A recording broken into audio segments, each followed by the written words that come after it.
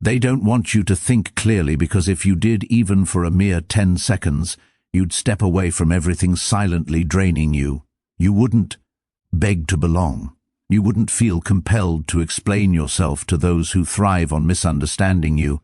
You wouldn't keep trading your inner peace for fleeting praise or dismantle your mind just to fit into a version of yourself that pleases others.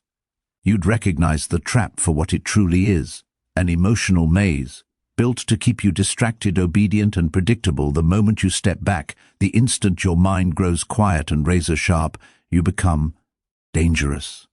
Clarity cuts through manipulation. It tears the mask off false urgency, fake loyalty, and performative love. So, ask yourself, how many of your choices are genuinely yours? How many are inherited, demanded, or expected? This isn't about thinking more. It's about thinking clean. That is the essence of Stoicism, not cold detachment, but discipline, honesty, and truth. Stripping away illusion until your thoughts belong to you again. If you are tired of living reactively, of being at the mercy of noise, then this is where transformation begins. Consider subscribing, not for show, not for approval, but as a quiet act of rebellion, a signal to your future self that you chose clarity over chaos, discipline over distraction, a mind that no one else can quietly control. Most people believe they are thinking when in reality they are simply reacting. The difference is subtle but monumental. Real thought is intentional, it is crafted, examined, and claimed. Reactions? They are automatic, invisible, emotional echoes masquerading as reasoning.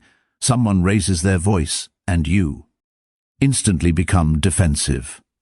A choice appears, and anxiety grips you, convincing you that avoiding the moment is wisdom. But trace it back, and it wasn't a choice. It was a triggered response, a flash of emotion dressed as clarity. We live in a world that prizes speed over depth. Urgency is constant. Everything shouts for attention. But clarity cannot thrive in chaos. True thought steps back. It asks, where did this feeling come from? What assumptions am I holding? Most people never pause to question the voice in their head, assuming it is their own. Yet often it is the echo of a parent, a crowd, a borrowed belief absorbed without consent. Your mind becomes a theater for everyone else's story except your own. The Stoics taught that emotion itself is not the problem lies in unexamined emotion. As Epictetus said, it's not things that disturb us, but our judgments about them. That idea carries a brutal freedom. If your judgments create suffering, clarity can dismantle it. But first, you must slow down, enough to see what truly drives you. Most never reach this point. They feel anger and blame someone else. They feel shame and believe they deserve it. They feel anxiety and assume danger lurks. But each of these emotions begins with a belief, and if the belief is flawed, the emotion is misleading. This cycle produces no clarity, only repetition, the same arguments, the same breakdowns, the same regrets. Yet, people call it life. If you don't trace the roots of your reactions, how can you claim your choices as your own? Consider how often you've made a decision merely to avoid discomfort. How often you agreed out of guilt or stayed silent, not from consent, but from fear of disapproval. That is not choice, that is survival dressed up as manners. Over time, those habits harden into personality traits. You are not calm. You've trained yourself to suppress fire. You are not indecisive. You've learned to mistake discomfort for danger. So what does true thinking look like? It looks like tension, resistance, a slowing down while everything else accelerates. It is uncomfortable because clarity demands confrontation. You must face yourself, not the socially acceptable version, but the one still carrying wounds, fears, and old programming. Why do certain people trigger you? Why do you avoid some conversations? Why do you repeat the same cycles despite knowing better? Clarity begins when you stop blaming the world for your reactions and start questioning their origins, not to punish, but to liberate. The moment you recognize a reaction is not the final word, but the starting point, you reclaim control. You stop being a puppet to conditioning. You stop surrendering power in every conversation, every disagreement, every choice. You begin to create a space between stimulus and response, and in that space, your mind becomes your own again. Clarity does not shout, it whispers. It asks you to observe without rushing. It allows discomfort to linger just long enough to reveal its makeup. The mind is not a battlefield to conquer, it is a terrain to understand. Stoicism does not seek to eliminate feelings, it seeks to perceive them with unclouded vision. Most impulses are loud, but rarely wise. True thinking waits. It observes bodily tension, shallow breath, racing thoughts, and only then responds intentionally, not reflexively. This is hard work. Telling yourself the truth is difficult when your life has been built around avoiding it. But each choice for awareness over autopilot builds something unshakable. You no longer need the world to change to find peace. You become someone who carries clarity through chaos. That clarity is power, quiet, subtle, immovable. The next time you feel the urge to react, to defend, to withdraw, or to lash out, pause. Ask, is this mine, or is it inherited? Is it truth or habit? That pause could mark the difference between repeating your past and creating your future. Stoic clarity offers the power to respond rather than react, to choose rather than comply, to think rather than be driven solely by feeling. With consistent practice, your life transforms from a string of reactions into a directed map. Thinking clearly is not just better decision-making, it is becoming someone who doesn't require rescue from their own mind. In a world full of noise, that is freedom. Notice how emotions arrive first, fast, loud and persuasive. Attraction, anxiety, excitement, all masquerade as destiny. Your mind scrambles to justify, and reason limps in afterward. It feels right, you tell yourself. But what if that feeling is not wisdom? What if it is familiarity rooted in old wounds? Familiarity can feel like comfort, even when it is pain. You may be drawn to people, opportunities, or patterns, not because they are right, but because they are recognizable. Fear drives, and logic cooperates, decorating the dashboard of your inner narrative with compelling stories. Unexamined emotion is a driver, and logic merely embellishes. That is not a flaw, it is survival. Emotion is instinctive, protective, ancient, but a life built on impulses is reactive, not intentional. Most live at the mercy of emotional weather. If it is intense, it must be important. If it hurts, it must be true. If it excites, it must be meaningful. Clarity does not follow emotion. Clarity holds it, observes it, and refuses to let it lead. Through clear thinking, you recognize the difference between desire and addiction, between familiarity and genuine good. You stop justifying emotional spikes, stop labeling every pull a calling. Your brain cannot always be trusted to tell the truth in the moment, especially when it seeks to avoid pain. Slow down. Wait. Question. If I were not feeling this, what would I know? Sometimes the answer is painful. You may see love was validation, ambition was comparison, urgency was fear. This does not make you cold, it makes you free. Free to feel without being enslaved by feeling. Free to notice emotion without obeying it. Emotion is information, not instruction. It can light a fire or burn down your house. The difference is whether you pause before acting, check in with values, and choose with awareness. That pause allows you to decide the kind of person you are. Fear may remain, but it no longer drives. Desire may call, but you examine the motive. You distinguish intuition from impulse, desire from desperation. This awareness is loss, the loss of illusion, the belief that feeling equals truth. But loss is growth. People say trust your gut, and sometimes, yes, your gut knows, but sometimes your gut is anxiety, habit, or fear in disguise. Philosophy, stillness, internal structure, these are your guides. Without them, strong emotions become storms beyond navigation. With them, you feel deeply yet act wisely. Stoic clarity does not suppress emotion, it observes. Stoics did not deny feeling, they refused to be ruled by it. They trained to separate sensation from story, so action stems from purpose, not panic. Clarity builds over time, by noticing patterns, catching yourself mid-justification, asking, is this true or merely familiar? You gain unshakable power, not to dominate, but to anchor yourself, to navigate chaos without being hijacked by emotion. Emotions are real but unreliable. Until you feel without obeying, you dance to someone else's rhythm. Pause, observe, choose, and you become untouchable. You live deliberately, not reactively. You move with quiet clarity, not because it feels good, but because it is right. That subtle difference transforms life from chaos into intention, emotional noise into meaningful action. Over time, your decisions become not only smarter, but sacred. Most people think they are being careful when they wait.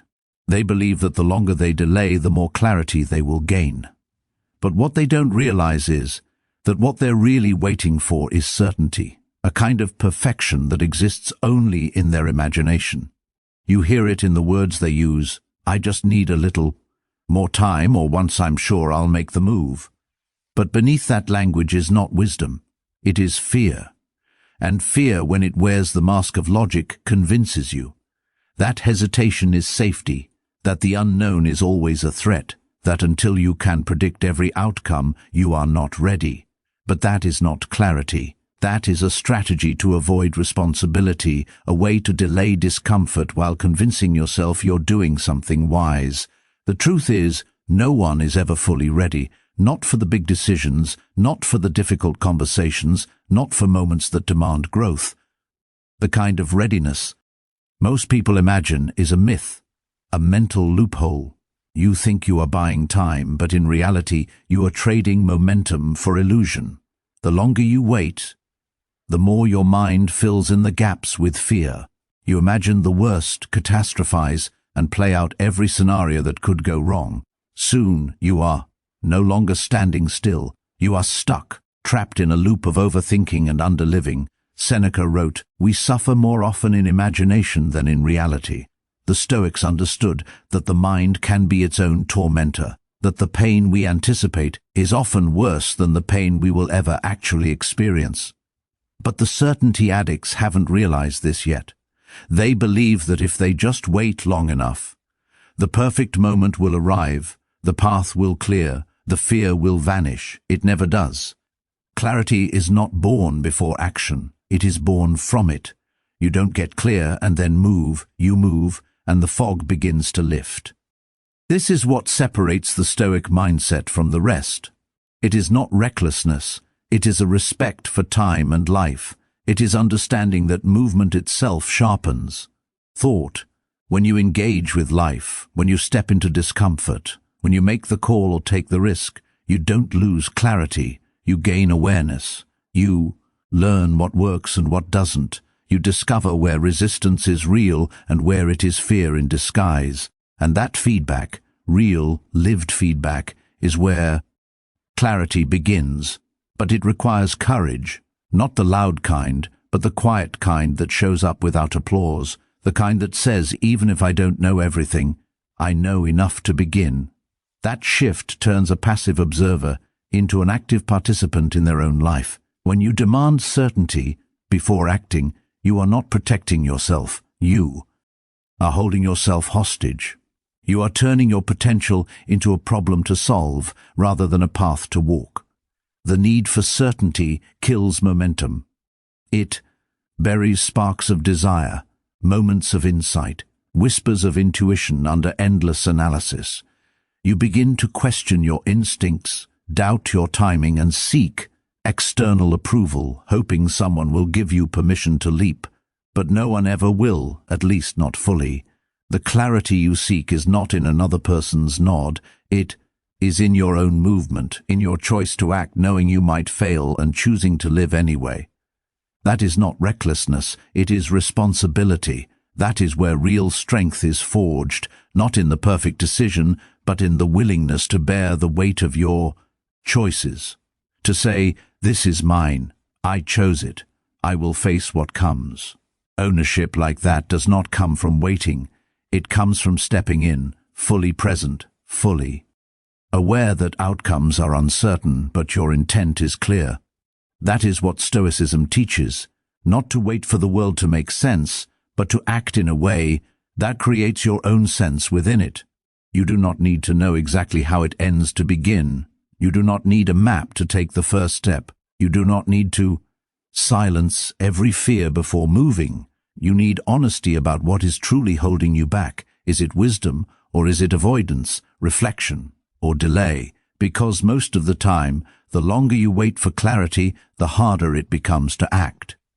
Decisions grow in your mind like shadows, and shadows feed on time. The more you feed them, the darker they become. But when you move, when you decide even without complete certainty, you take their power away. You break the pattern. You stop giving energy to questions that were never meant to be solved in theory, but lived in practice. That shift changes everything. You begin to trust yourself, not because you know all the answers, but because you are no longer afraid of being wrong. That is what strengthens the mind, not perfection but movement, not guarantees but growth. And even if you fail, even if your choice leads to pain, it was still the right move. Why? Because you acted from alignment, not fear. And from that action, you learn something you could not have learned any other way, something alive, something earned, something real. That reality, no matter how imperfect, is always more valuable than the fantasy of certainty. Clarity, in the end, is not a feeling, it is a posture, a way of standing in your life that says, "I will not wait to be ready. I will get ready by moving." It is not about always being right, it is about willingness. Willingness to show up, to try, to adjust, to learn. That willingness is the foundation of everything meaningful. The person who needs every answer before beginning never begins, but the one who moves forward anyway, quietly, imperfectly, boldly, builds a life not only clear but deeply lived. We live in an age of information, yet most of it leaves us confused rather than empowered. There is no shortage of opinions, advice, strategies, or stories. Scroll long enough and you'll find 1,000 ways to live, think, heal, win, grow, detach, love, let go, and start over again. It feels like wisdom, but rarely changes anything. You listen to a podcast while driving, swipe through advice threads at lunch, drown in the noise of others' thinking, and by day's end your head is full, but your direction is still foggy. Clarity was never about how much you know. It is about knowing what to ignore. Most information is not there to help you. It is there to keep you scrolling, keep you wanting more. It feeds your curiosity, your insecurity, your need to feel productive simply by consuming. But consumption is not clarity. If you are not careful, it becomes the thing that blinds you. It dulls your instincts. It buries your own voice beneath hundreds of others. Slowly, almost without noticing, you hand over your inner compass to people who don't even know your terrain. Clarity is not built in a storm of opinions. It is forged in silence, in the space between thoughts where your own insights finally have room to rise. Yet we are taught to fear that silence. We fill it with noise, afraid that if we stop consuming, we'll fall behind. But fall behind who? Behind what? The endless pursuit of input is often a disguised fear of decision-making. You keep gathering information because you're afraid to act on what you already know. So you tell yourself you need more, another perspective, another voice, another reason to delay. But if the information doesn't change your next step, it is just noise. And noise, left unchecked, doesn't feel dangerous until it becomes normal, until the constant hum of distraction becomes so familiar that real thinking feels uncomfortable. You sit alone, and without even noticing, your hand reaches for a device. You feel uncertain, so you open a new tab, looking for an answer. You feel pain, and instead of facing it, you search for something to label it, not to understand, but to escape. This is not learning. It is avoidance wearing a sophisticated mask. Carl Jung warned that people will do anything, no matter how absurd, to avoid facing their own souls. Endless information is one of the easiest ways to escape because it feels productive.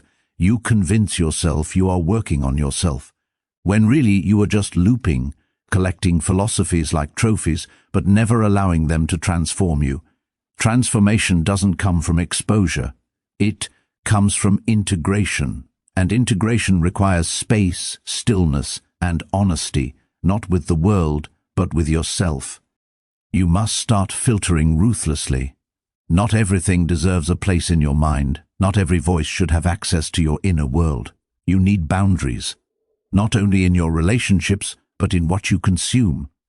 You wouldn't let a stranger walk into your house and rearrange your furniture, so why let random content rearrange your priorities, your beliefs, your emotional state?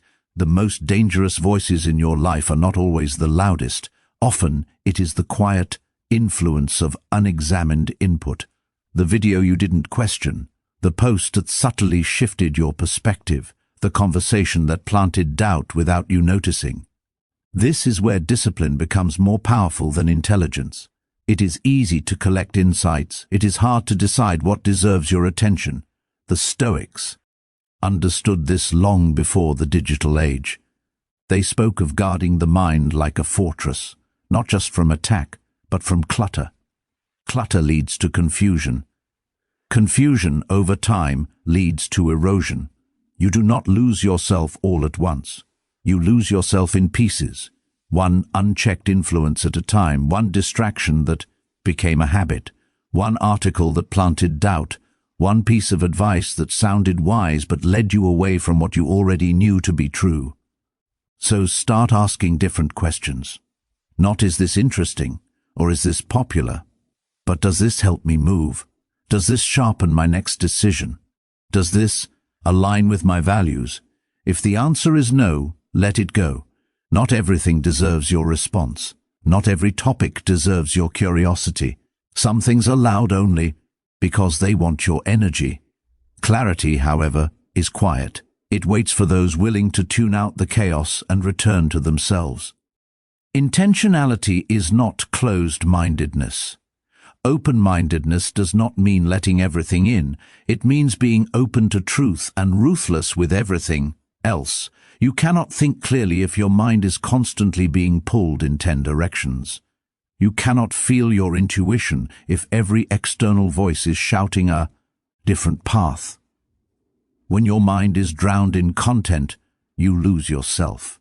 True growth happens not in the rush to consume, but in the discipline to discern, in the courage to say, I've heard enough. Now it's time to listen to myself. That is not arrogance. It is maturity. You do not need 100 opinions to make a single meaningful decision. You need presence. You need focus. You need space. Clarity is not the product of information overload. It emerges when the noise fades, when the world goes quiet enough for your own wisdom to be heard. If you want a life that reflects your values, your truth, your power, you must protect that space. It matters. It is the foundation of every decision that shapes who you become. Clarity often feels like a mental problem, but it begins in a physical space. You can try every technique, journaling, listening to wisdom, seeking silence, but if your environment is chaotic, your mind will mirror that chaos. You may think your desk, your phone, your space are separate from your thoughts, moods, and decisions, but they are not. Your environment is the container for your mind. If it is filled with noise, mess, distraction, and stimulation, quiet thought becomes nearly impossible. The world outside becomes the blueprint for what happens inside. Look around. Really look. Are there papers everywhere? Tabs open you haven't touched in days? Half-written ideas scattered across apps and notebooks? This is not just disorganization. It is mental friction. Each item tugs at your attention. Each notification leaks energy. Each reminder of an unfinished task pulls without permission. Over time, this adds up. You don't realize how much energy is spent mentally pushing away clutter. That is why so many people feel drained before they even begin. It's not laziness, it's design. Their space is built to exhaust them, and in the midst of that, they try to make important decisions, to think clearly about their future, their relationships, their purpose.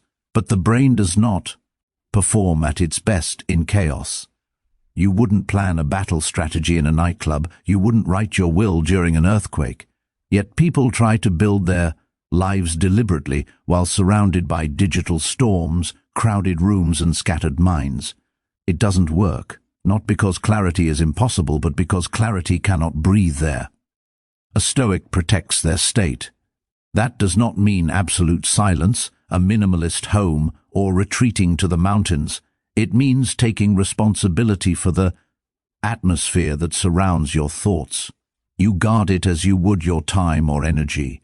You notice what you allow into your field, what lights flicker around you, what conversations you listen to even when silent, what energy exists in your space without your consent. Clarity doesn't require perfection, but it demands intention. When your environment is clean, not just in appearance but in energy, your thoughts stop racing. You begin to sense the difference between what truly matters and what simply feels urgent. The distinction becomes sharper between what you are being pulled into and what you are choosing.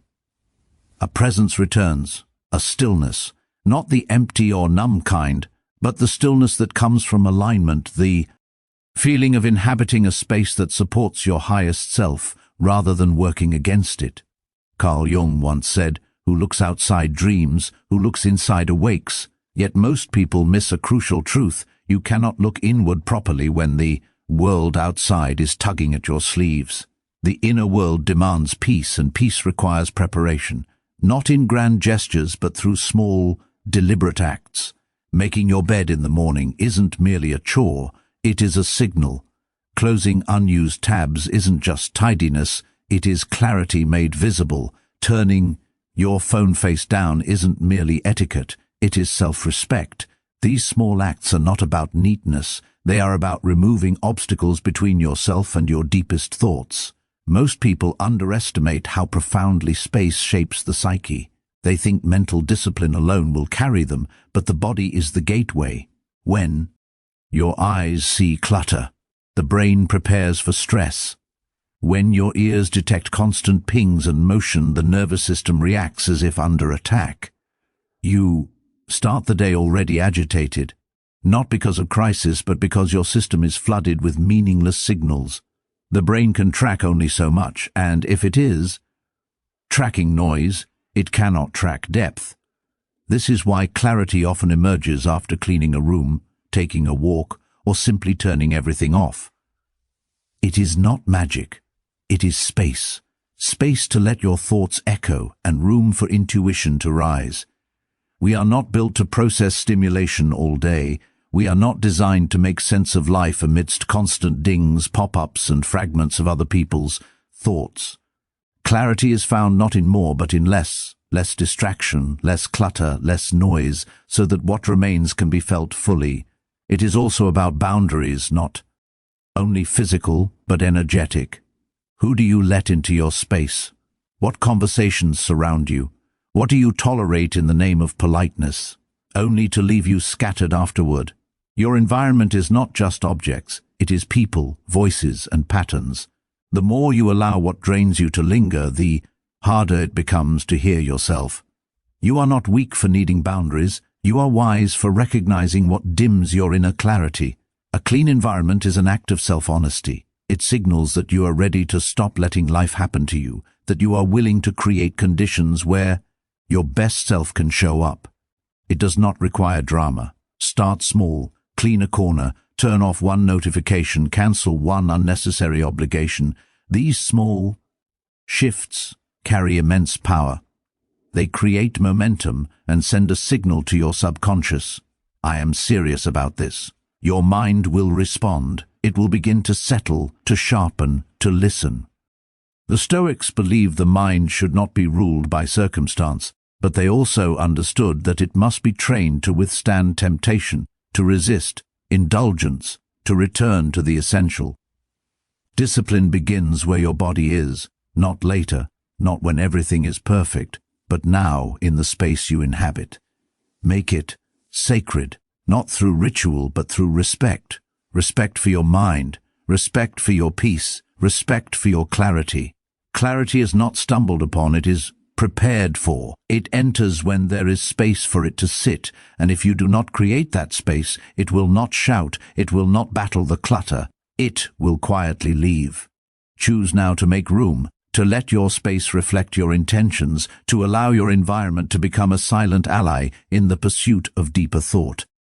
Clarity begins not in the thoughts themselves, but in the spaces where those thoughts are allowed to unfold. Most people do not know what they are optimizing for. They think they do. They say words like peace, freedom, love, meaning. But if you observe their actions, the story does not add up. They say they want peace, yet never put down the chaos. They remain in draining relationships, jobs that agitate them, routines that leave no breathing room. They say they want freedom, yet chase approval, becoming prisoners to everyone else's opinion. They claim to want wholeness, yet build lives from fragments, status, followers, attention, noise. They do not realize it, but their actions have already answered the question. They never pause to ask, what am I really optimizing for? Whether consciously or not, you are always optimizing for something. Every choice is a vote toward what truly governs your life, not what you claim matters. This realization is uncomfortable because outcomes do not contradict values, they expose them. You may think yourself unlucky, distracted, stuck. Most of the time, you are simply aligned with priorities you never intended to empower. Perhaps it is comfort, recognition, or the illusion of control. You cycle through the same scenarios, not due to curse, but because of subconscious loyalty to a version of yourself designed to survive, not thrive. Jung said, until you make the unconscious conscious, it will direct your life, and you will call it fate. This is what happens when your aim is undefined. Life starts aiming for you, and usually it aims low. It seeks quick highs, shallow victories, fleeting security rather than alignment with the life you are capable of living. Easy wins, safe roads, familiar traps, not because you are incapable of more, but because the systems around you reward indecision. They offer distractions, so you never feel the need to sit with your own direction. You are nudged, guided, flooded with options, yet never instructed to clarify the compass that should be driving it all. As a result, you get pulled instead of choosing. You chase opportunities that sound good but feel wrong. You achieve things that impress people you don't even respect. You build momentum in a direction that leaves you feeling more lost, not less. This is where most people collapse, not because they are weak, but because clarity demands honesty, and honesty can feel brutal when you've built a life around bypassing it. When you say you want peace yet continue choosing environments that reward emotional chaos, something has to give.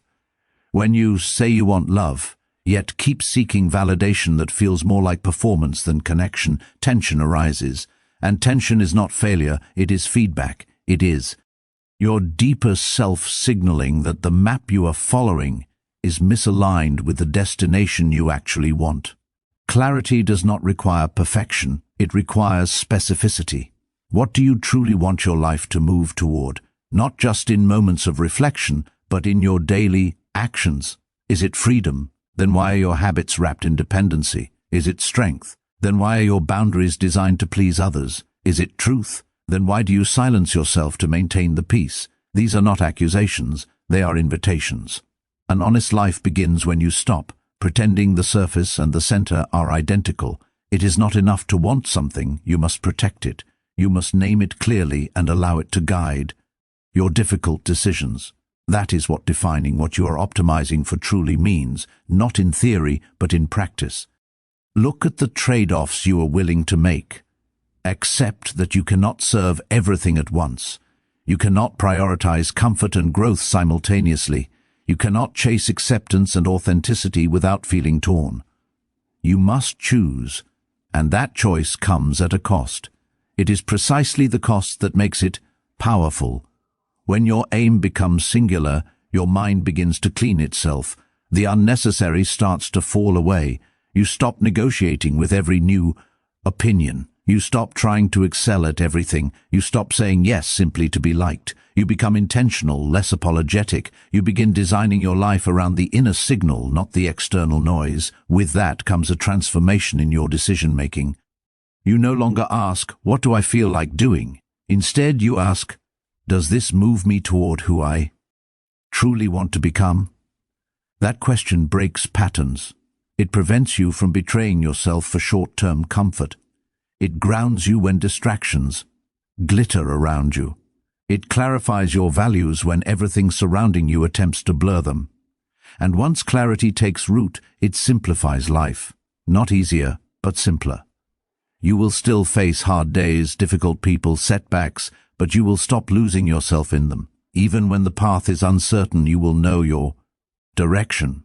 That knowledge changes your posture. It gives you something the world cannot take: internal coherence. The Stoics believed in living according to nature, meaning in alignment with your own rational, examined self. They did not chase every impulse. They did not optimize for fleeting highs. They pursued virtue, inner strength, and a life of integrity. This does not mean perfection. It means living by a tested compass, knowing what you are aiming for, and moving grounded even in uncertainty. You need that same clarity now, especially in a world that sells 1,000 goals that look like success but feel empty. Defining your aim cuts through the noise. It helps you resist being pulled into lives that are not yours. It allows you to make peace with leaving certain things behind, not because they are wrong, but because they are misaligned. Alignment matters more than abundance. Life is not about having everything. It is about moving with focus, depth, and honesty every single day in every choice. Pause. Ask yourself, not abstractly but practically, what are you really optimizing for? When you speak, when you choose, when you commit, what is beneath those actions? If it is unclear, don't panic. Listen. Clarity does not shout. It waits. It emerges gradually as you peel away the noise. Once it arrives, you will recognize it. You will feel the quiet conviction it brings. You will stop attempting to be everything and start becoming something, not all at once, but steadily, in a way that lasts. Indecision carries a quiet danger. It does not always look like fear. It masquerades as flexibility. It wears the mask of patience, wisdom, openness. Stay open. Keep your options alive. Don't rush. At times that advice is useful, but repeated endlessly, applied too broadly, it becomes a strategy for avoidance. Not choosing feels safe because it postpones the discomfort of regret, but indecision is not wisdom, it is fear speaking softly. You tell yourself, "I am taking my time," but really, you are hoping life will decide for you. You wait for the perfect sign, some external cue to make the difficult choice you are afraid to make yourself. Life does not work that way. It rewards movement, not hesitation, direction, not drifting. Those who wait too long begin to confuse stillness with safety. But drifting is not peace, it is erosion. Bit by bit, your confidence wears away. You second-guess even the small things. Over time, you become someone who waits for clarity, for confirmation, for certainty, and forgets what it means to act from the core. Clarity is not found in floating. It is found in choosing, in deciding, in meeting what follows with courage. A decisive mistake teaches more than endless speculation ever will, and yet we avoid mistakes because being wrong hurts. It bruises the ego. It makes you question your judgment. But indecision carries its own cost, a quieter, more enduring cost. Days pass and nothing changes. Years go by and you remain stuck, weighing, waiting. That is not caution, it is avoidance, disguised as reason. Marcus Aurelius wrote, "A wrongdoer is often the man who has left something undone, not always he who has done something." That is a powerful reversal. We fear doing wrong, but rarely fear the weight of what we leave undone. the words unsaid, the moves never made, the ideas we buried before they were born. And worse, those losses do not announce themselves. They do not crash like a bad decision. They fade quietly into the background. Slowly your life becomes built not on choices but on omissions, things that never happened because you told yourself it was not the right time. You justify it with noble phrases, I am being wise. I am just not sure yet. But dig deeper, and you often find fear. Fear of judgment, fear of closing a door, fear of failure, and fear of identity shift. Because the moment you choose, you define yourself. You leave something behind. That finality scares us. So we delay. We say yes and no simultaneously. We live in the middle, half-hearted. Half present, half alive, yet growth does not happen there. Growth happens at the edge, where decisions demand that you show up fully, where you commit, even knowing the outcome might not align with your expectations. That is where clarity is sharpened, not before the choice, but after it. Movement creates contrast. It reveals the terrain. You take a step forward, and the fog begins to clear. Even if the path turns out to be wrong, at least you know. You are no longer wondering. You are learning, adapting, evolving into someone who moves deliberately. Movement does not have to be loud. It does not have to upend your entire life overnight. But it must be yours, chosen, owned, clear. The more you practice, choosing, the stronger your discernment becomes. You stop relying on others' opinions. You stop waiting until you feel ready. You begin to trust that clarity is not a destination, it is a result of walking with purpose. Carl Jung observed that indecision often stems from a split within the psyche, a tension between two opposing forces. One part of you longs to be seen, another clings to safety, one seeks transformation, the other clings to comfort. This tension is not a flaw, it is the human condition. But if left unresolved, it will quietly dominate your life from the shadows. You will keep saying maybe when your soul demands a yes or no. Do not glorify indecision. Do not confuse delay with depth. True depth comes from showing up fully, saying, I do not know how this will end, but I choose it anyway, and allowing what follows to shape you. Strength is built not by knowing the future, but by meeting it on your own terms. Mistakes are inevitable. Changing your mind is part of the process. Yet indecision is not neutral. It drains energy, scatters focus, and divides your attention. You cannot inhabit your current path fully if your mind is still negotiating the next one. Making a decision creates closure. Closure brings peace, not always comfort, but a stillness that signals, this is the way I move. That stillness is where real clarity resides. If you have been drifting, return to the ground. Choose, not recklessly but bravely. Listen to your resistance, but do not let it decide for you. Hear your fear, but do not let it write the script. Define your values, check your direction, move. Waiting for the perfect moment is the most seductive trap of all. It masquerades as wisdom while delivering delay. Let your clarity arise from motion, your confidence from action, your strength from the willingness to act despite doubt. Most people do not recognize how often they choose the easy over the meaningful, not from lack of depth, but because the world constantly presents distractions. Opportunities appear, paths are offered, attention is sought, availability is mistaken for alignment. Just because something is within reach does not make it right. Just because someone wants you does not mean they are good for your soul. Just because a door opens does not mean you were meant to walk through it. We chase what is accessible, immediately rewarding or comforting. In doing so, we lose the ability to pause, to discern, to choose deliberately. Life fills with what is convenient, not what is true. You enter relationships easy to fall into, but hard to grow in.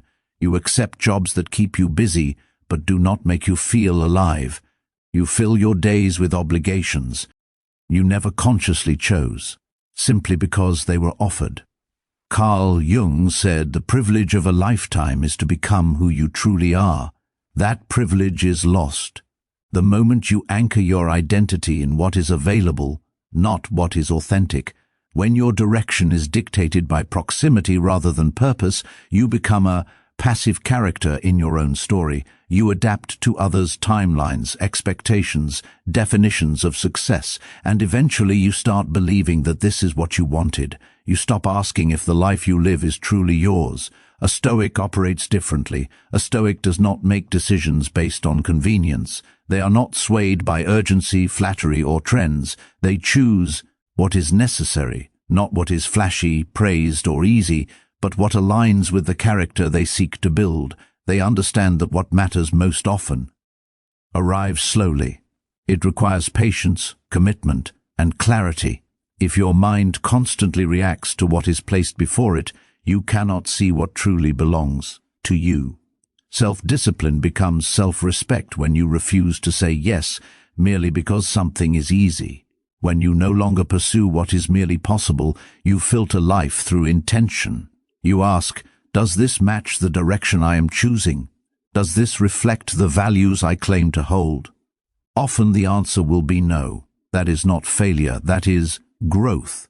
Growth often appears as not moving, as holding your ground while everything around you tugs in other directions. Saying no is among the most powerful lessons, not defensively but from a grounded place. No to the wrong relationship, no to tempting shortcuts, no to quick fixes that distract from the deeper work. Every yes carries a cost. If you fail to track it, you will spend energy on things that feel fulfilling in the moment, but leave you empty in the long term.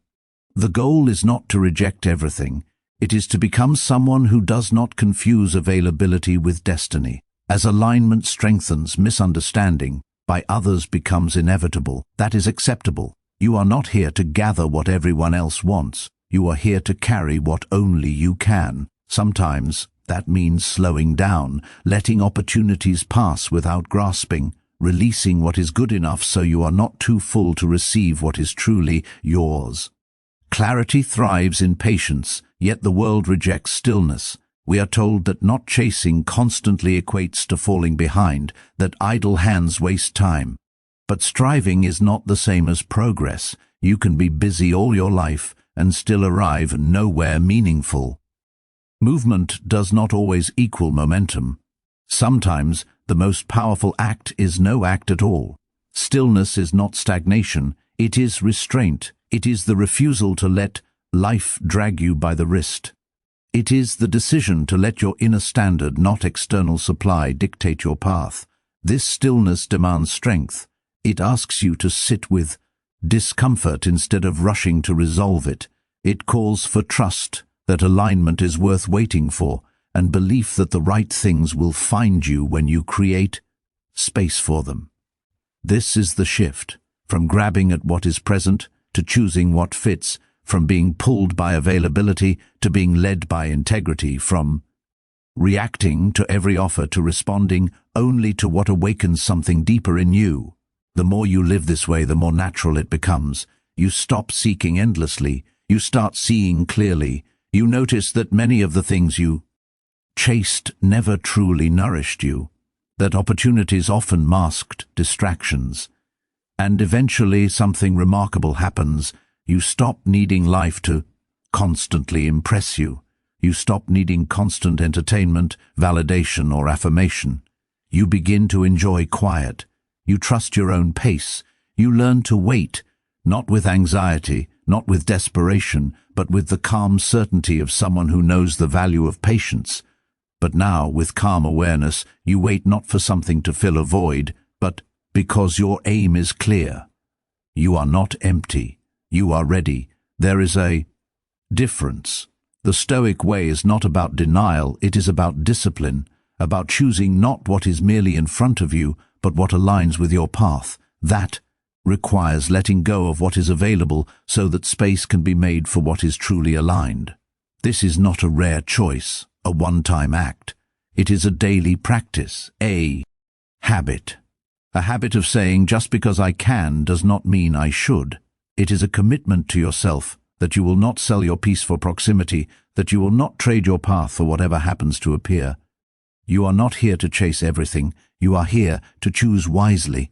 And choosing wisely often begins with the courage to do nothing when nothing fits, because that space you protect becomes the foundation of a life you actually want to live, not a life built from whatever was nearby, but from what was true.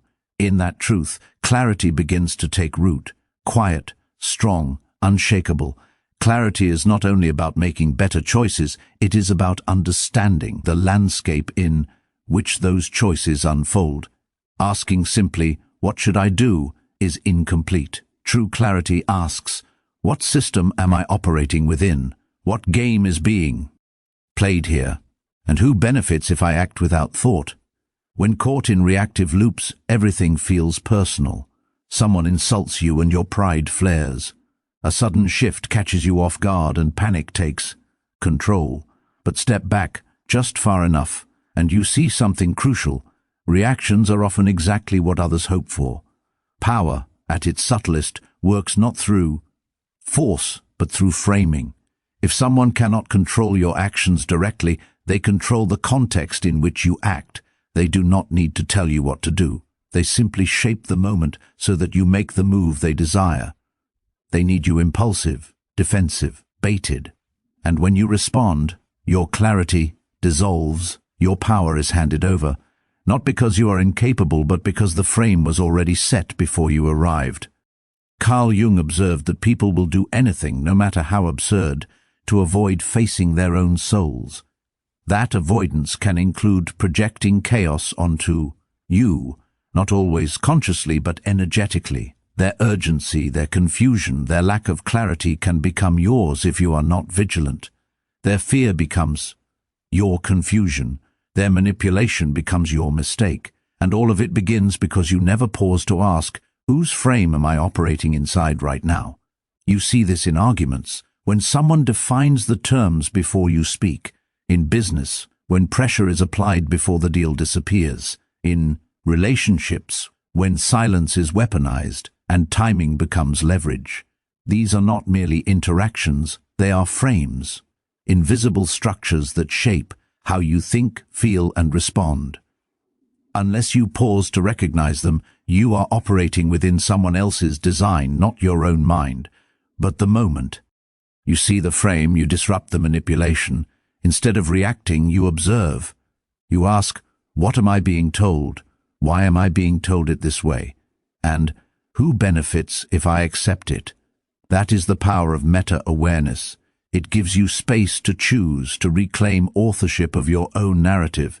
This is not paranoia, it is strategy. It is understanding that the loudest voices are not always rooted in truth, they are rooted in leverage. People pressure you to act quickly, to prove something, to defend yourself. Urgency is often a tool, not a truth. It is designed to hijack your nervous system and rob you of clarity. One of the clearest moves you can make is a pause, a deliberate moment to step outside the frame and examine it. Because when you rush, you rarely act from alignment. You act under pressure, and pressure is never neutral. Someone always benefits from it. The question is it you? If not, it is not an opportunity, it is a trap demanding awareness. This shift in perspective changes everything. You no longer ask, what is the right answer? You ask, whose terms am I trying to answer on? Sometimes the most powerful decision is to refuse the question, to reset the frame before responding. Marcus Aurelius practiced this. In his private writings, he reminded himself that the opinions and judgments of others are merely external noise, shadows that cannot touch his inner reason unless he allows them. That inner fortress, that clear mental ground, is where clarity is built, not through brute thinking, but by thinking differently, by zooming out from immediate stimuli and recalling the long game. Who do I want to be in this moment? Who benefits if I forget? Sometimes the framing is not even external. It is your past, conditioning, fear of rejection, of misunderstanding, of being unloved. Those old scripts whisper at exactly the wrong moment. Prove them wrong. Speak now. Don't lose your chance. If unexamined, you act, not because it is true, but because it has been rehearsed in your nervous system for years. Clarity, then, is not merely intellectual. It is freedom, the ability to interrupt autopilot, to challenge the frame both outside and within, to say just because it feels urgent does not mean it is, just because it is familiar does not mean it is right, just because I am told to choose now does not mean I must. This kind of self-command does not make you cold. It makes you calm. It does not make you indecisive. It makes you deliberate. Over time it grants a quiet edge. While others scramble to respond, defend, prove, you are watching the board, moving from clarity, not panic. In a world addicted to reaction, this poise becomes rare and extremely effective. The strongest minds are not simply those with the best answers. They are the ones who slow down enough to question the questions themselves, who understand that every situation carries invisible strings, and sometimes clarity is not cutting the string, it is noticing who holds it. Before you speak, before you act, before you decide, take the extra breath. Ask not only what do I want, but what is being set up here?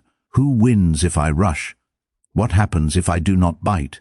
That moment of awareness is where freedom lives, not in avoiding conflict, but in refusing to be manipulated. Clarity is the art of seeing beneath the surface. It is holding your center when the world tries to shake it, and it is not about winning every situation. It's about not losing yourself in the noise. That is the real frame worth protecting. The frame of a mind that pauses before it moves, that observes before it speaks, that understands when silence is power, and when action is freedom. Not because it is smarter, but because it is sovereign. And in that sovereignty, clarity becomes your default, not your exception. Most people hesitate before a big decision because they fear making the wrong move.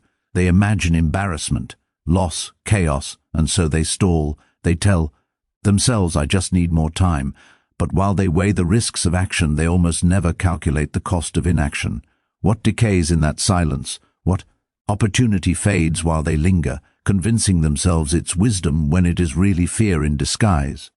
The mind has a peculiar bias. It inflates the weight of moving forward while minimizing the toll of standing still.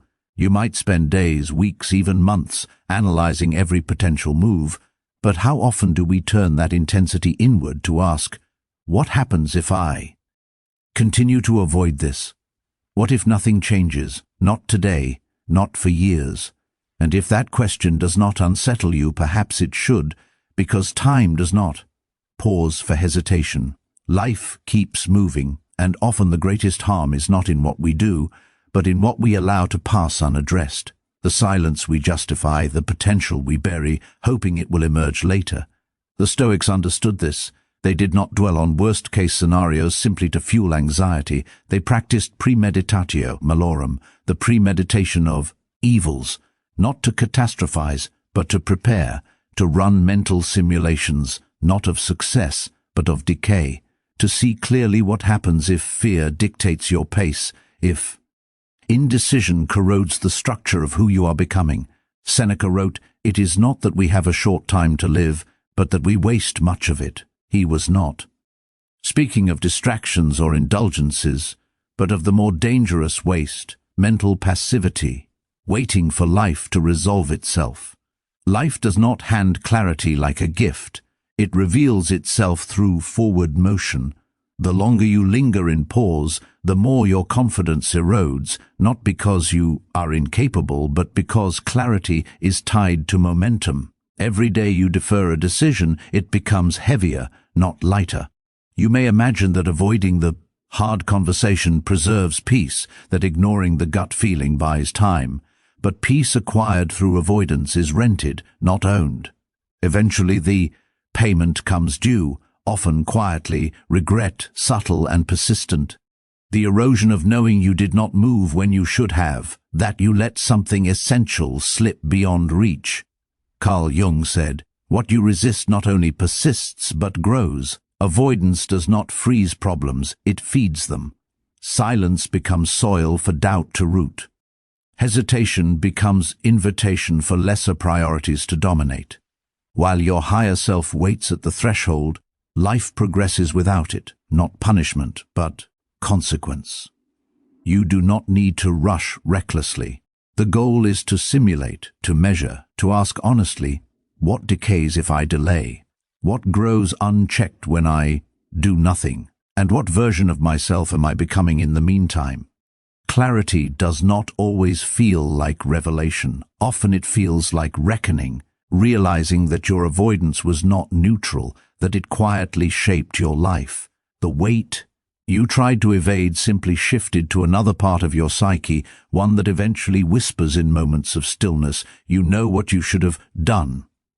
And yet, once you see it clearly, power emerges. You can choose your discomfort wisely, the hard conversation, the risk, or the slow erosion of potential. There is no path without weight, only the question of which burdens you carry and which will crush you if ignored. The sharpest minds do not only anticipate what could go right, they calculate the corrosion of avoidance. They consider what kind of self they become if they keep postponing, suppressing, hoping clarity will arrive before action. Yet clarity is a consequence of movement, not a prerequisite. It arrives not when you know everything, but when you navigate the fog long enough to discern what truly matters. So ask not only what happens if I act, but also what happens if I don't. Let that question echo. Let it remind you that stillness, when chosen, can be a tool, but when defaulted to becomes a cage. Let it remind you that silence can be sacred, but also suffocating if it shields you from truth. You are not here to avoid all pain. You are here to choose the pain that catalyzes growth, the discomfort that sharpens, and to understand that while most people act as if time is infinite, clarity arises the moment you recognize how little of it you truly command. That is the gift of premeditatio malorum, not fear, but foresight, not anxiety, but strength, not waiting for regret to teach you, but preparing so regret has no room to grow. So the next time you hesitate, take a moment. Visualize who you become if you do nothing. The conversation never spoken, the decision unmade, the dream left unbreathed. Ask yourself not only what you fear doing, but what you fear becoming if you do not act. Clarity is not only what you see, it is what you are willing to face. Sometimes the clearest step is to stop waiting for perfect conditions and move before the cost of stillness becomes permanent. We grow up collecting ideas like pebbles, small, smooth, easy to carry, simple to accept without question. Be kind, they say, so we nod and absorb it. Forgive, they say, so we wear it like armor. Put others first, they say, so we hide our needs. Eventually, these beliefs become background noise, constant, familiar, unquestioned. Clarity is not only about what you think, it is about why you think it. Much of what we call values are borrowed, inherited, rewarded into us. You act a certain way, someone applauds, you question, someone frowns. Slowly, silently, you adapt, not to truth but to approval. What you inherit is not conviction but conditioning, not a compass but a leash. And that is where distortion begins, every decision, every boundary, filtered through beliefs never questioned. Be kind, they say, but to whom and at what cost? Forgive, they say, but does that include those who never acknowledge wrongdoing? Do not be selfish, they say, but what if the only path to growth requires putting yourself first? The world shapes you with these ideas, not to serve you, but to make you manageable. This is why the Stoics emphasized inner auditing. They believed in stripping away ideas ungrounded in reason. Epictetus said, "Do not just claim to have. Read books, show that through them you think differently." In other words, do not simply inherit beliefs. Examine them, challenge them, interrogate their origins because you are the steward of your mind. Carl Jung went further, warning that much of our morality is absorbed, not chosen, drawn from the collective, parents, teachers, religious leaders, even advertising. Once internalized, it speaks in our own voice. That is its danger. Beliefs that do not serve you feel like your own, yet are parasitic, unless you slow down and ask, where did this belief come from? Who benefits from me holding it? You will live reacting to another design. The most potent questions are simple. Who profits from me believing this? From my silence? From suppressing my needs? Often the answer is not noble, it is strategic. Someone, somewhere, gains from your confusion. Clarity begins when you see that even seemingly noble beliefs can control you. Be humble can be twisted into stay small. Forgive can mutate into tolerating abuse. Love unconditionally can become accepting mistreatment. The words remain the same, but their function shifts based on the hands that hold them. This is why inner auditing must be precise, not cynical, not hateful, but discerning. Questioning inherited ideas is not rebellion, it is a return to self. You declare, I will not carry beliefs that betray my sanity. I will not call abandoning myself virtue. I will not call tolerating the intolerable morality. I will not call kindness that robs me of clarity kindness at all. This is the shift. You cease being the echo of your environment and become the architect of your mind. You choose your values as a craftsman chooses tools, not because they were handed down, but because they are sharp, honest, necessary. And when you do, everything changes, suddenly. You are no longer drained by the effort of living up to ideas that never fit you. You are no longer tugged in 10 directions by guilt that was never yours to carry. You begin to speak with clarity, to stand taller, to say no without shame, because your life is no longer constructed from borrowed slogans. It is rooted in examined truth. You still choose kindness, but not when it costs your voice. You still forgive, but not when it demands you deny your pain. You still care, but not performatively. Not because someone once told you your value depended on how small you could make yourself. This is what taking authorship of your beliefs looks like. Not rejecting everything, but choosing consciously, with eyes wide open, with strength intact, with clarity unshaken. So the next time that familiar inner pressure rises, the soft guilt trying to steer your choices, pause. Ask yourself, is this mine? Did I choose this belief with clarity, or did I inherit it because it made someone else more comfortable?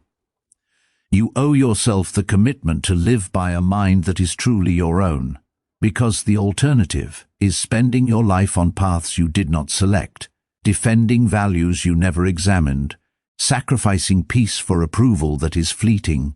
Clarity does not always arrive like a beam of light. Sometimes it comes as a question piercing the fog. And when it does, do not flee. Sit with it. Let it dismantle old stories, untangle the voices, and create space for something real, something you chose with full awareness. Because ultimately, nothing is more dangerous than a belief planted without your knowledge, and nothing is more powerful than a mind that questions everything until only truth remains. We inhabit a world where thinking is often mistaken for doing. People sit in coffee shops, journals open, filled with goals, mind maps, reflections, color, coded life plans. They listen to 5 podcasts a week on productivity and self-mastery. They analyze every emotion, dissect every interaction from 1,000 angles, trying to solve life like an equation. Yet, despite all this mental exercise, nothing changes. They still hesitate, still doubt, still feel stuck. Why? Because clarity without action is just another form of delusion. The overthinker wears clarity like a costume, believing that understanding the path is the same as walking it. But thought alone is only the beginning. True transformation requires clarity in motion, and motion is a different beast. Thinking happens in comfort. Action demands discomfort. It requires exposure to risk, failure, resistance, not only from the world, but from within yourself. You may convince yourself that your thoughts are enough, that reflection equals progress, but until your feet move, your life does not. Many remain trapped in the illusion that more reflection breeds clarity, when in fact, reflection without movement becomes rehearsal for avoidance. The same ideas are dissected, the same hesitations revisited, the same decisions looped endlessly. Each repetition strengthens fear, weakens will. You do not need another mental model. You need movement.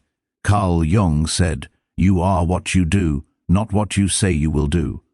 There is a silent, profound gap between the self you imagine and the self you live. The longer that gap persists, the more anxious, resentful, and fragmented you feel.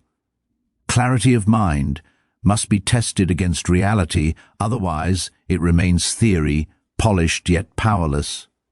What blocks most people is not confusion but fear masquerading as analysis, perfectionism disguised as preparation. You tell yourself you are not ready, seeking certainty, avoiding mistakes. But clarity does not guarantee correctness. It is not about predicting the perfect outcome. It is about alignment with your values, priorities, direction, and then moving forward with integrity.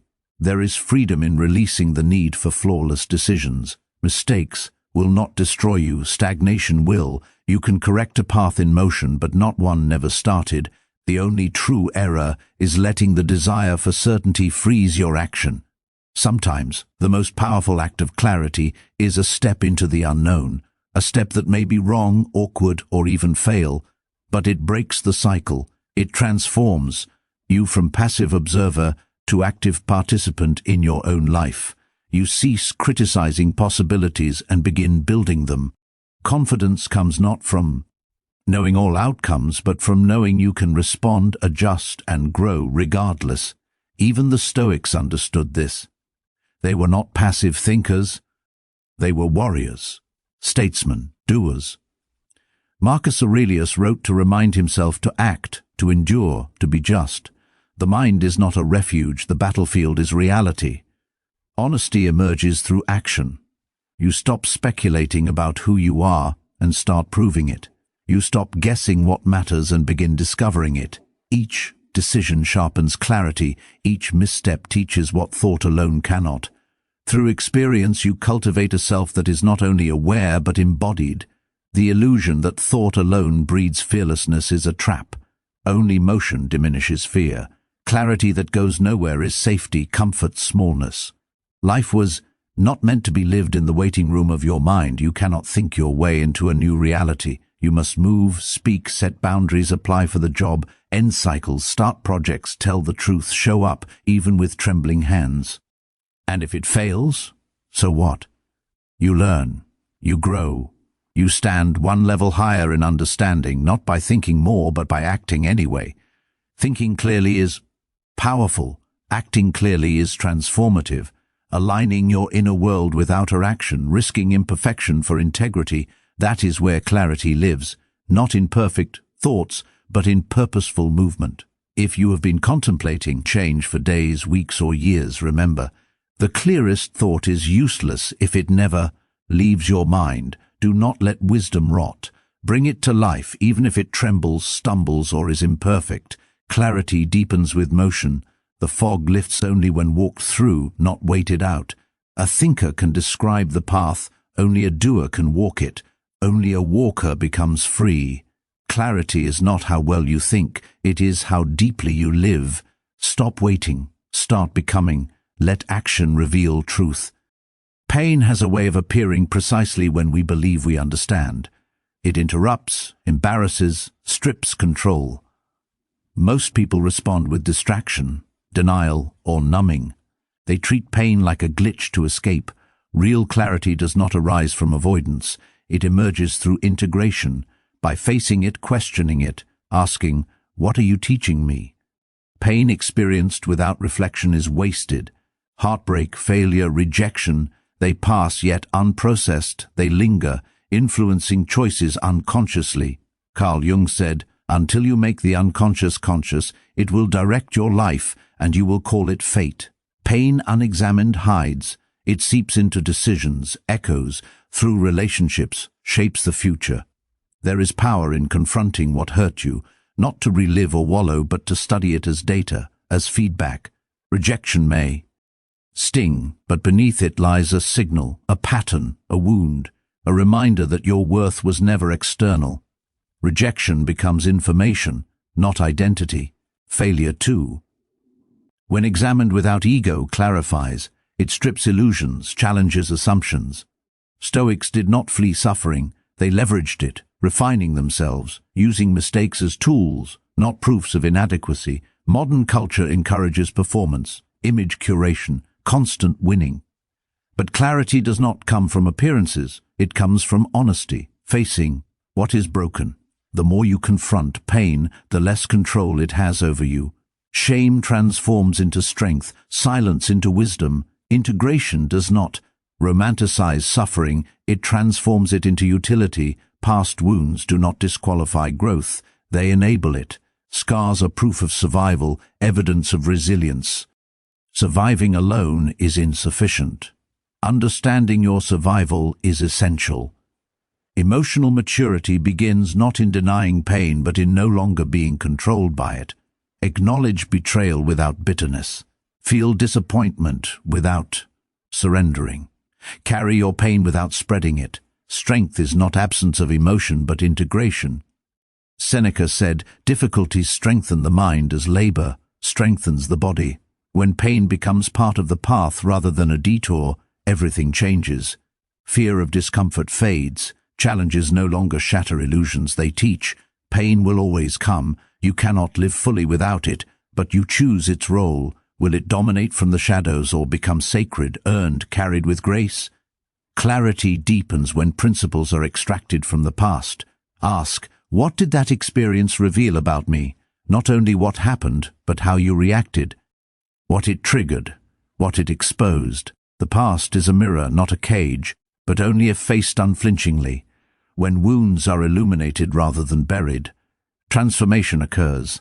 You become less reactive, less desperate for validation, less afraid of endings. Pain becomes a teacher. You become solid, someone who bends but does not break. There is quiet dignity in surviving pain while remaining open, in carrying stinging memories without letting them poison the present. This work is not easy. It demands time, silence, honesty, the kind that tightens the chest. But it is worth it. When old wounds are brought into the light, you stop being controlled by them. Strength no longer needs proving, you simply are. So when life knocks you off balance, pause, don't merely survive. Examine, ask what it reveals about your expectations, your identity, your attachments. Harness it. That is what a Stoic does. They do not flee the fire, they learn to navigate it. They move through life carrying their experiences, stepping into the fire rather than avoiding it, and emerge clearer, quieter, and far more formidable in their calm. Ultimately, the strongest individuals are not those who have sidestepped pain, but those who have made peace with it, who have woven it into their philosophy, allowing it to expand their understanding instead of constricting their heart. That is the kind of clarity that cannot be taken away because it was never born from comfort. It was forged in the very spaces most people flee from. Most people react to life as if it were on fast forward. They transition from one event to the next, one decision to the next, scarcely pausing to examine the context or consequences. Everything is immediate. Everything demands urgency. But clarity does not dwell in urgency. It exists in depth. It exists in the ability to pause, to breathe, to ask not only what is happening in this moment, but what lies beneath it, behind it, and beyond it. Clear thinking is not about seeing more.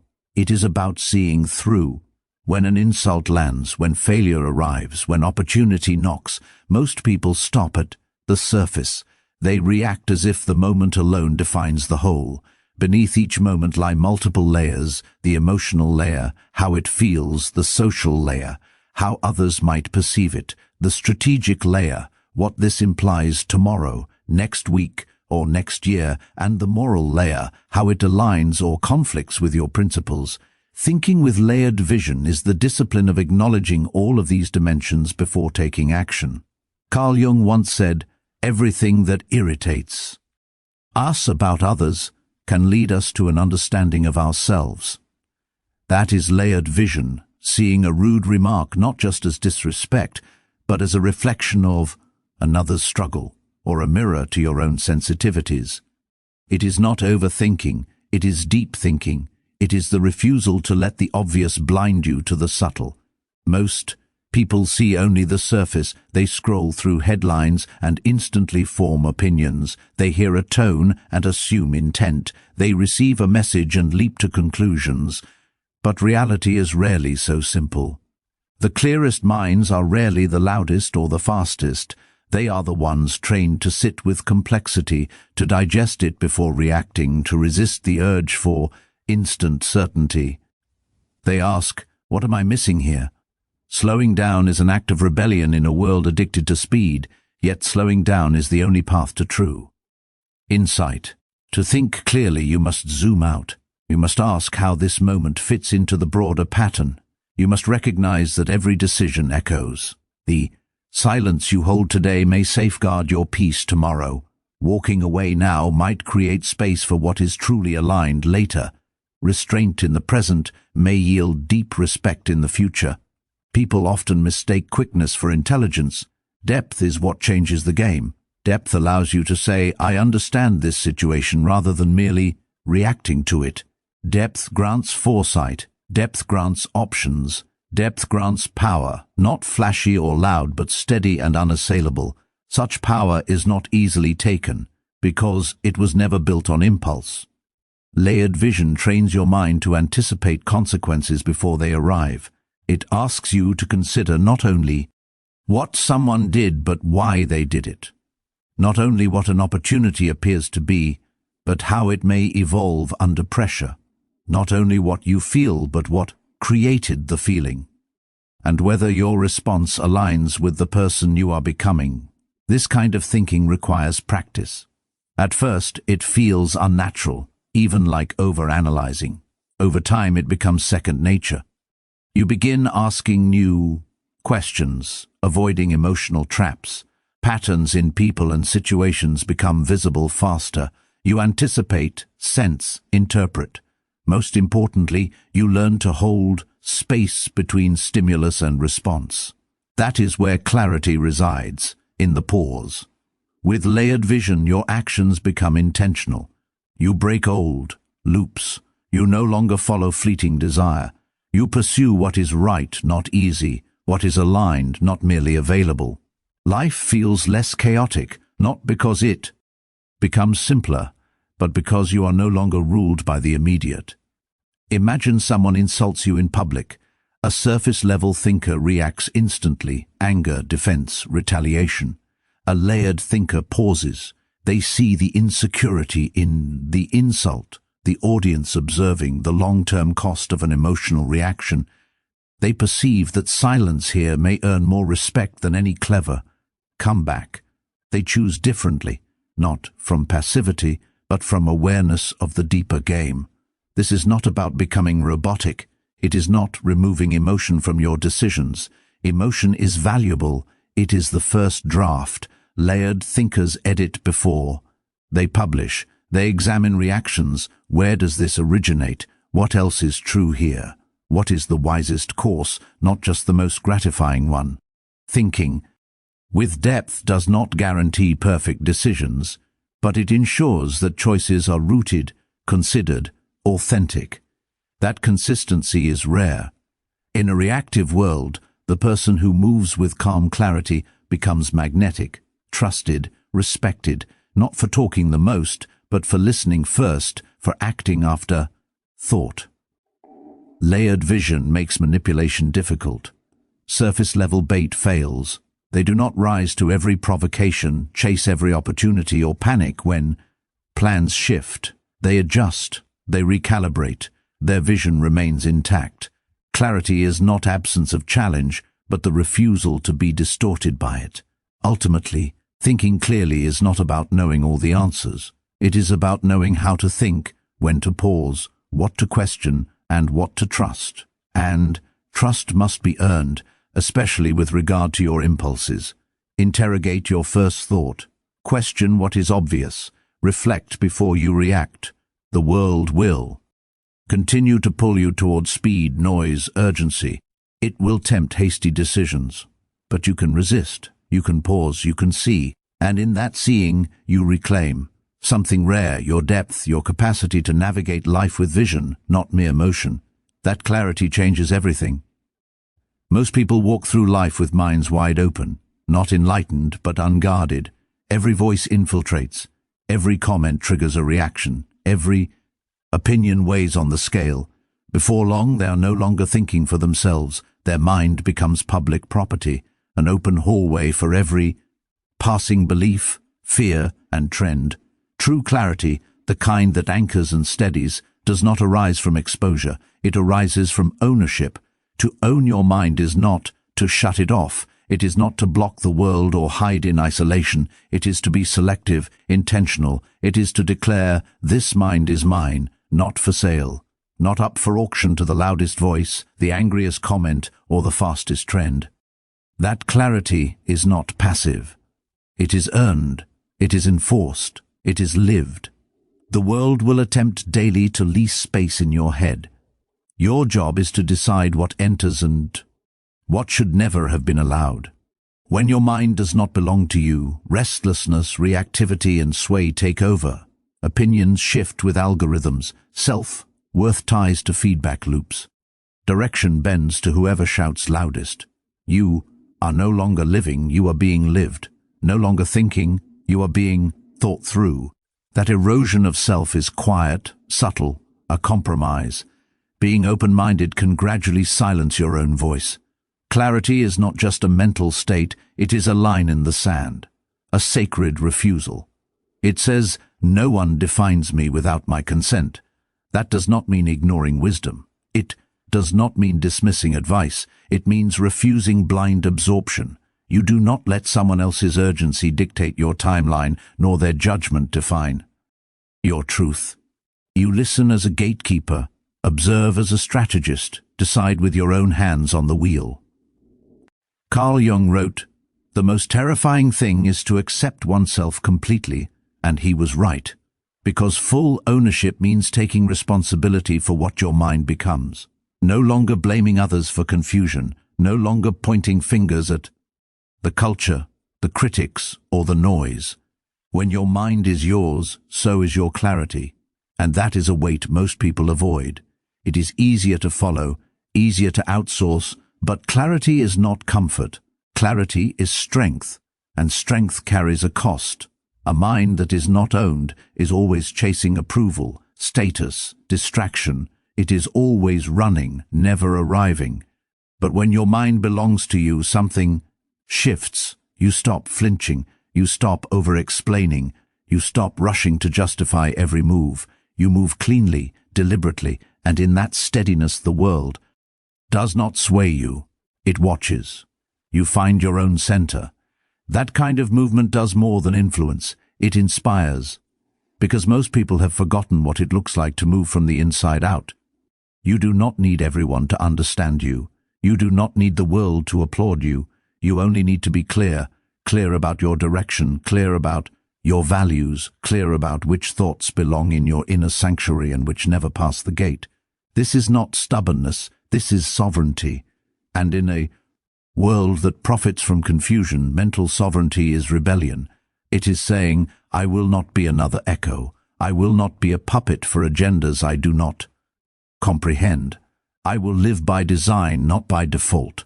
When you begin to live this way, distractions lose their hold. Manipulators lose their leverage. Approval stops tasting like oxygen. You are no longer performing. You are present. You are no longer guessing. You are grounded, even amid chaos. You can return to your center because you have built one. Even in doubt, you can trust yourself because you have earned it, not through perfection, but through the quiet discipline of returning to your truth again and again, no matter how loud the world grows. Owning your mind also means learning to sit with silence, not the silence of disinterest, but the silence of strength, the ability to pause without panic, to observe without reacting, to think without immediately declaring. It is in that stillness where clarity sharpens, where identity roots, where conviction takes form. You do not owe the world your thoughts simply because it demands them. Sometimes the clearest mind is the quietest one in the room. When you guard your mental space, you stop treating every opinion as an emergency. Not every criticism demands defense. Not every invitation demands consent. Not every challenge belongs to you. Owning your mind is knowing when to engage and when to walk away, when to speak and when to remain silent, when to wait and when to act with force. And it is in that discernment that clarity breathes, not in reacting to everything, but in responding to what truly matters. You will still make mistakes. You will still be wrong sometimes. But at least they will be your mistakes, your lessons, your growth. There is dignity in that, a deep peace in knowing that even when outcomes falter, you have not betrayed yourself in the process. You did not sell your attention to the highest bidder. You did not move from fear, impulse, or manipulation. You moved because you were clear. And if that clarity brings pain, it also brings freedom and eventually wisdom. The clearest thinkers are not those with the most information, they are those with the strongest filters. The ones who have stopped letting others narrate their life, the ones who realize that confusion is not merely a lack of answers, but an overload of noise. And once they cut through that noise, what remains is not just silence, it is power, clean, quiet, unshakable, power that moves differently, power that asks for no permission. So begin drawing the line, begin listening for your own voice beneath the weight of the world's expectations. Begin asking, is this thought mine? Is this fear borrowed? Is this goal even real? You will be surprised how many of your beliefs were never truly yours, how many doubts were planted by people who never wanted you to think independently. But the moment you reclaim your mind, you become dangerous in the most profound sense, not aggressive, not reactive, but centered, independent, and clear. And clarity, once fully owned, asks nothing of the world. It simply walks and observes who can keep pace. You were never meant to be a prisoner of noise. Your mind was built to be a sanctuary. Guard it as if your life depends on it, because it does. Watch one of the videos on your screen now and continue sharpening that clarity.